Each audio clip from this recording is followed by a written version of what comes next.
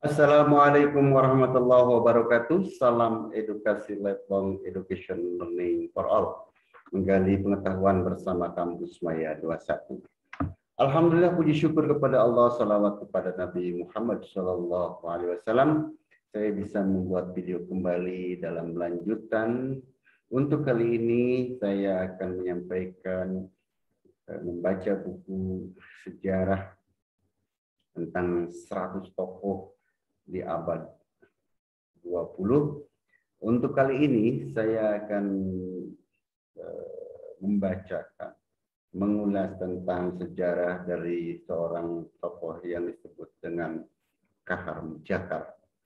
Oke, sahabat sekalian, mudah-mudahan ini kita membacakan sejarah ini ada hikmah semuanya untuk wawasan kita, menambah pengetahuan kita, sehingga kita tahu bahwa Indonesia ini kaya dengan sejarah, kaya dengan cerita, perjuangan, liku-liku dalam suatu negara kesatuan Republik Indonesia. Sebelumnya saya mohon maaf kepada sahabat sekalian, barangkali ada kata-kata atau penyampaiannya kurang berkenan. Mohon, ayo kita belajar bersama. Saya dalam proses belajar, ayo kita belajar bersama dengan prinsip lifelong education. Oke sahabat, saya mau share bahannya. Oke. Kita akan membaca buku 100 tokoh.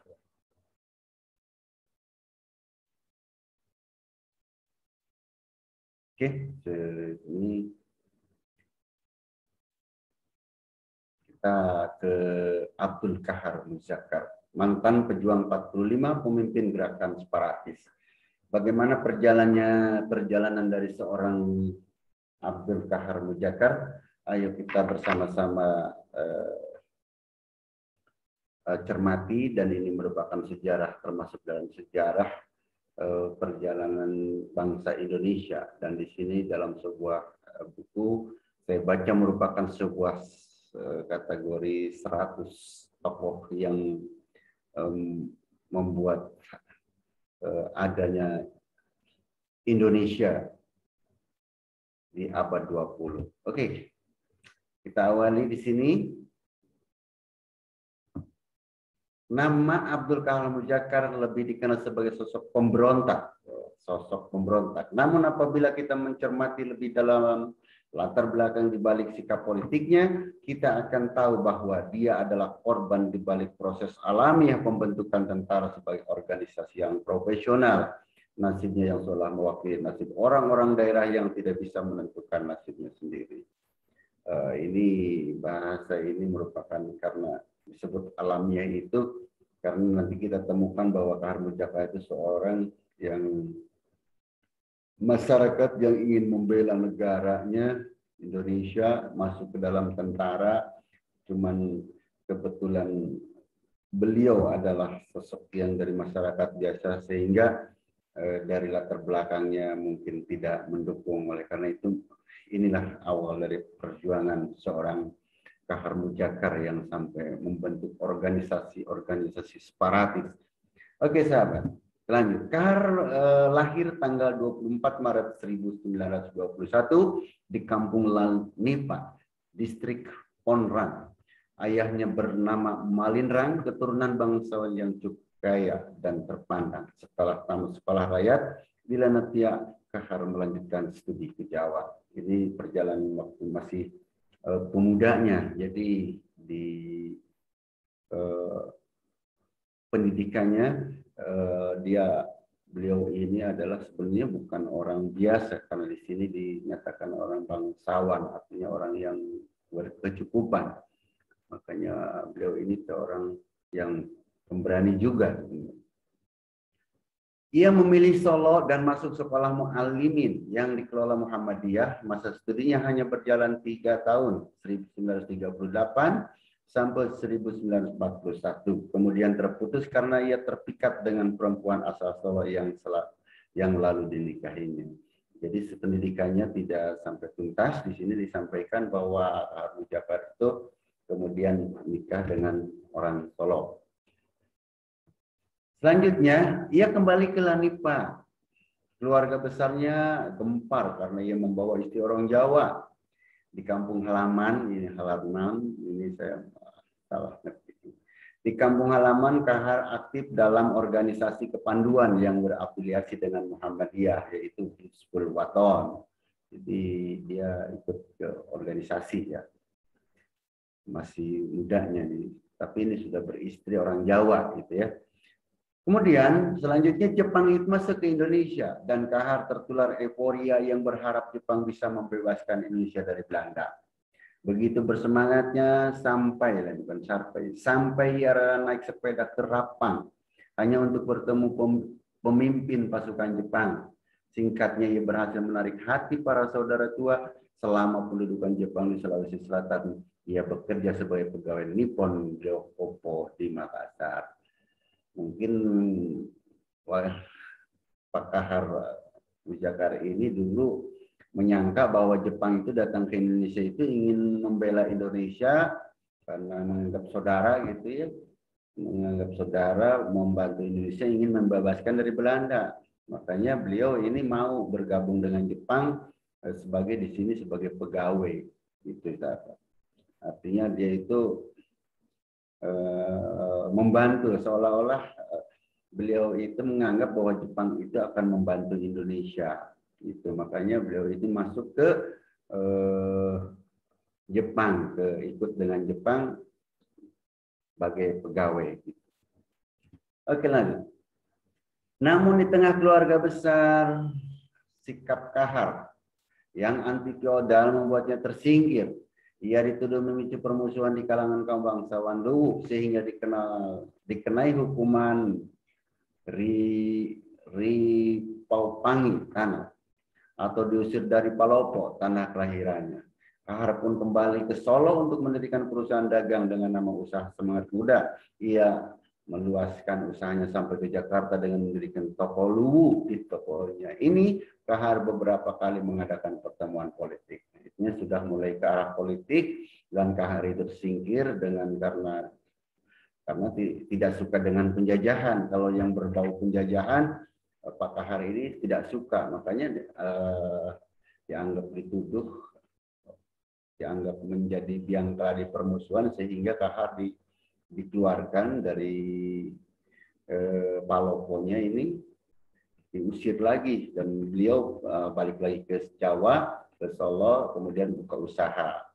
Ini karena sekali lagi bahwa Kahar itu anti feodal, jadi tidak suka dengan adanya kejahatan seperti awalnya. Pasca proklamasi, oke sahabat, kita lanjut. Pasca proklamasi, Kahar mendirikan Gerakan Pemuda Indonesia Sulawesi (GEPIS) yang lalu berubah menjadi Angkatan Pemuda Indonesia Sulawesi (APIS). Bagian dalam Angkatan Pemuda Indonesia bagian dalam Angkatan Pemuda Indonesia. APIS ini bagian dari Angkatan Pemuda Indonesia. Kahar bersama API ikut terlibat dalam rapat besar IKADA, Ikatan Jakarta ini. 19 September 1945, dalam rapat raksasa yang bersejarah itu, Kahar bersenjatakan sebilah golok membela Soekarno dan Hatta dari kepungan tentara Jepang. Tuh. Beliau ini sudah memang di dasarnya termasuk darah pejuang kayaknya, karena diawalinya dengan ikut gerakan-gerakan pemuda, membuat kelompok-kelompok pemuda, membuat angkatan pemuda Indonesia, membuat ya gerakan-gerakan gitu sudah. Cuman ini hanya membela Pak Karno hanya dengan sebuah golok dari serangan Jepang dengan keberaniannya Pak Kahar. Dan adanya IKADA itu yang terjadi dalam sejarah itu, rapat besar di IKADA itu. Beliau pun ikut dalam membela, menjaga Pak Soekarno. Oke, kita lanjut. Dalam perkembangannya, APIS meleburkan diri ke dalam usaha perlawanan secara fisik menentang kembalinya penjajah dengan nama Kebangkitan Rakyat Indonesia, KRIS. Daerah operasinya mencakup Kerawang, Subang, Tangerang, beberapa daerah Jawa Tengah serta Jawa Timur. Beliau langsung karena masih banyaknya orang-orang yang mengganggu penjajah, makanya beliau itu membuat ini kebangkitan rakyat Indonesia. APIS itu bergabung untuk melawan penjajah. Ini wilayah-wilayah ini dari Kerawang udah luas nih, dari Kerawang sampai ke Jawa Timur gitu ya. Ya, beliau itu melawan penjajah gitu ya. Awalnya. Kahar, lanjut sahabat. Kahar tidak bertahan lama di KRIS. Sejak awal pembentukan KRIS di Jakarta pada tahun 1945, Kahar sudah menunjukkan ketidaksetujuannya. Tapi bersama KRIS ia sempat berperan membebaskan 800 tahanan di Nusa Kambangan. Oh. Jadi tahanan di Nusa Kambangan, Pak Kahar ini sempat untuk membebaskan gitu ya. Cuman beliau sudah dari awal dengan KRIS nggak setuju, nggak tahu nih ada apa. Nanti kita lanjutkan. Sebagian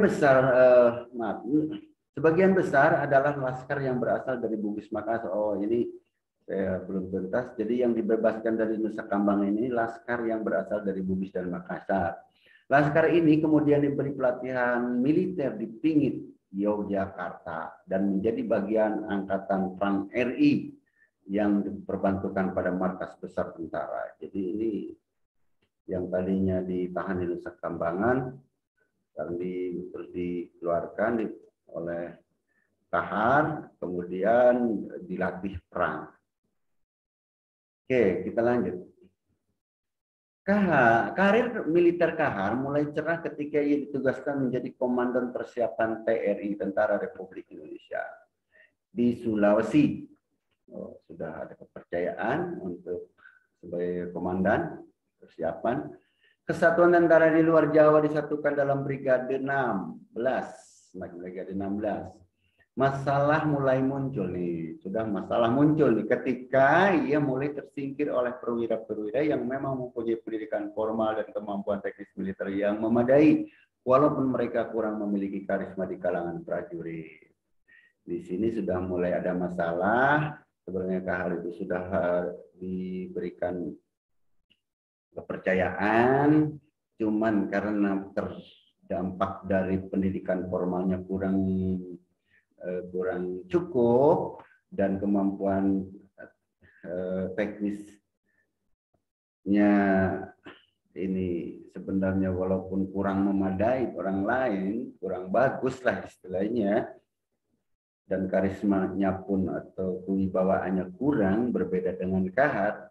Namun apa daya di sini, ini sudah muncul awal perjalanan daripada karirnya di tentara untuk Kahar ini. Bagaimanapun Kahar adalah tentara yang lahir karena proses kebetulan.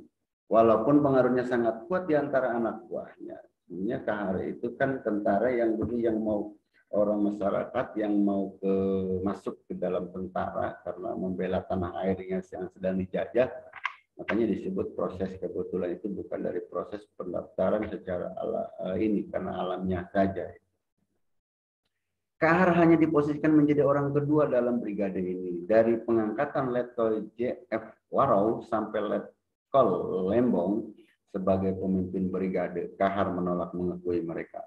Sudah jadi berarti sudah ada timbul masalah di sini. Beliau tidak mengakui pimpinannya. Tidak mengakui pimpinannya karena mungkin dia merasa sakit hati, tersingkir gitu ya.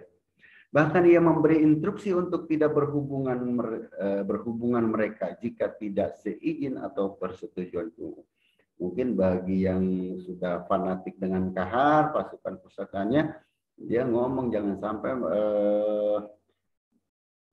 dekatlah dengan orang-orang di atasnya, seperti mungkin ini para pemimpin Jewaro dan Letkol Lembong itu, karena ketidakcocokannya Kahar Mujakar dengan para tentara yang lain, para pimpinannya.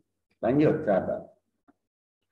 Selain masalah popularitas ya, karena yang lain dianggap lebih hebat, pendidikannya lebih tinggi, gitu ya. Jadi popularitas ini. Selain masalah popularitas di kalangan para prajurit, konon pertentangan itu juga dilatar belakangi oleh persaingan etnis. Ini maksudnya ke etnis juga ya.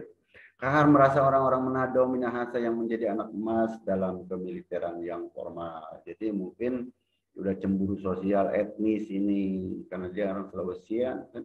Orang Sulawesi ini orang Manado, jadi ada cemburuan sosial. Dianggapnya mungkin Pak Kahar ini disisihkan, dianaktirikan gitu ya.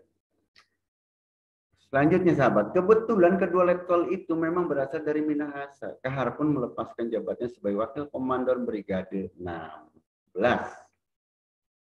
Kemudian setelah ini ya udah saya melepaskan gitu ya Pak Kahar ini. Ia diberi tugas membentuk komando seberang yang meliputi Kalimantan, Sunda Kecil, Maluku, dan Sulawesi. Kemudian diberikan tugas tidak bersamaan, diberikan tugas lain. Mungkin. Kemudian pimpinan komandan grup seberang lalu diserahkan padanya. Kesatuan inilah yang kemudian menjadi basis kekuatan dalam gerakan DITII di Sulawesi Selatan. Di awalnya dengan ketidakcocokan, dengan termasuk tersingkirkan oleh popularitas, ketidakcocokan dengan para pemimpin yang karena merasa disisihkan gitu ya, tidak diakui sehingga dia diberikan kepercayaan untuk memimpin masih, tapi tidak bersamaan dengan yang lainnya, wilayahnya berbeda. Tapi ini di sini diceritakan bahwa ini awal basis kekuatan terjadinya terbentuknya DITI di Sulawesi Selatan. Oke, kita lanjut sahabat. Ketika kedudukan komandan grup seberang dihapuskan, komandan lagi dipimpin sama Kahar menjadi dihapus gitu ya. Kahar menjadi perwira tanpa jabatan. Jadi ini perwira tapi jabatan nggak punya karena dihapus sih. Ia sempat ditugaskan ke Sulawesi Selatan 1950. Sejak saat itu ia tidak pernah lagi kembali dalam lingkungan Angkatan Perang Republik Indonesia. Ia memutuskan untuk menempuh jalannya sendiri ketika merasa semua pengabdiannya tidak mendapat balasan sepadan. Artinya ini perjuangan yang dari awalnya mereka melawan penjajah, perjuangan dengan kekuatannya walaupun kekuatannya tidak seperti yang saat ini, dia hanya menggunakan golok, kita saja diceritakan menjaga Pak Karno dari serangan Jepang, namun popularitas pendidikannya yang lebih tinggi orang lain, makanya dia tersingkirkan dan itulah manusia akhirnya membuat sakit hati mungkin di sini, artinya kecewa gitu. Ini sudah mulai kecewa Pak Kahar ini. Nah, selanjutnya sahabat, kemarahan makin memuncak saat pemerintah Soekarno menolak masyarakat Bugis Makassar untuk bergabung dengan Angkatan Perang RI dalam suatu kesatuan yang mandiri bernama Hasanuddin, pahlawan kebanggaan mereka. Hasanuddin itu kan pahlawan dari sana ya, sahabat, dari Makassar, Bugis Makassar ya. Cuman ini di sini nggak boleh. Akhirnya mungkin tambah sakit hati lagi, tambah kecewa lagi ini. Oke, kita lanjut. Pada tahun 1952, Kahar membentuk brigade sendiri. Nah, membentuk brigade, membentuk pasukan berarti 1952. 7 Agustus 1953 secara resmi Kahar menggabungkan kekuatannya dengan Kartosuwiryo yang memiliki basis pengikut di Jawa Barat. Jadi karena ketidaksukaan, karena kekecewaan, karena merasa tidak ada penghargaan, akhirnya membentuk brigade sendiri, pasukan sendiri, dan bergabung dengan Pak Kartosuwiryo di Jawa Barat. Kahar dan para pengikut fanatiknya pun menjadi bagian dari Darul Islam, Tentara Islam Indonesia. Akhirnya gabung dengan Kartosuwiryo di Jawa Barat. Itu dampak dari sakit hati karena perjuangannya merasa tidak dihargai, itu sahabat. Lanjut. Pada paruh pertama dekade 1950-an, gerakan separatisme yang dipimpin oleh Kahar di Sulawesi Selatan sempat menyulitkan aparat keamanan RI. Wah, ini karena kekuatannya udah dari kalangan tentara, jadi para keamanan juga aparat ya sulit karena udah tahu cara berperang, gitu, cara gerilyawan, cara melawan. Tapi seiring berjalannya waktu, kekuatan Kahar makin melemah, namun ia tetap bertahan di hutan belantara dan tak mau menyerah, tetap masih berlawan terus. Oke, lanjut. Menurut Anhar Gonggong, pemberontakan Kahar dalam setiap babak memiliki tipikal yang berbeda. Periode 1950-52 merupakan wujud dari akumulasi kekecewaan yang dialami Kahar. 50-52 ini timbulnya Kahar menjadi pemberontak itu akibat dari kekecewaan. Sebenarnya tadinya adalah orang yang cinta NKRI, menjaga Pak Karno, cuman dan kekecewaan akhirnya dia membentuk pasukan sendiri, bergabung dengan Pak Kartosuwiryo. Itu. Lanjut sahabat. Mulai 1953 hingga kematiannya, pemberontakan Kahar sudah dilandasi oleh semangat keagamaan Islam. Bersama Kartosuwiryo dan Daud Bereh, ia menjadi ikon gerakan separatis yang bernuansa agama Islam. Kahar juga menjadi simbol resistensi daerah terhadap dominasi pusat yang pernah menjadi ancaman serius bagi perpecahan bangsa pada dekade 50-an.